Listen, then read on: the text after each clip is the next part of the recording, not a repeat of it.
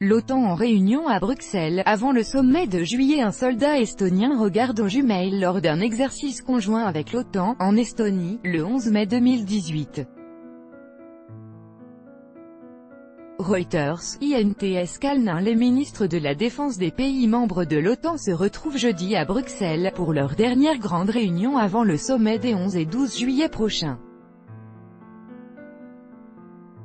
Au programme, le partage du fardeau de la défense de l'Europe, la posture de l'OTAN visant à décourager toute action offensive de la Russie, mais aussi la coopération entre l'UE et l'Alliance, sujet délicat en ce moment alors l'Europe et les États-Unis sont en froid.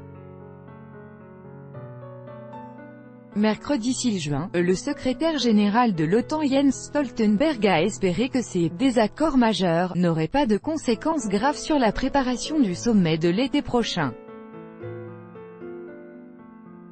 Après l'intervention russe en Géorgie en 2008 puis en Ukraine en 2014, le contexte stratégique a changé. Les pays européens commencent à en prendre conscience et les budgets de défense remontent. La France s'est fixée pour ambition de consacrer 2% de son produit intérieur brut à la défense d'ici 2025. L'Allemagne n'y est pas encore, mais possède le PIB le plus élevé d'Europe. Et Berlin a consenti des efforts importants, fait-on remarquer à Paris. D'autres pays de l'OTAN comme le Canada sont à 0,9% mais sont très engagés en opération.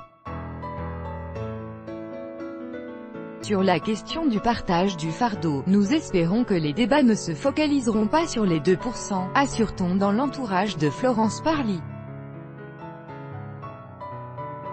Concernant la coopération entre l'UE et l'OTAN, la quête d'autonomie stratégique de l'Europe n'est pas toujours bien perçue par l'allié américain, qui y voit une volonté d'affaiblir l'OTAN.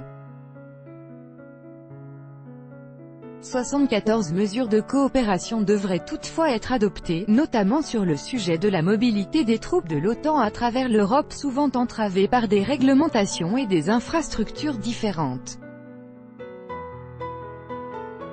Or, la réactivité et la mobilité sont cruciales si l'Alliance doit intervenir en cas d'escalade. Crise complexe et guerre hybride, il faudra enfin plus de monde pour piloter la machine de guerre otanienne, 1340 cadres supplémentaires et la création de nouveaux commandements.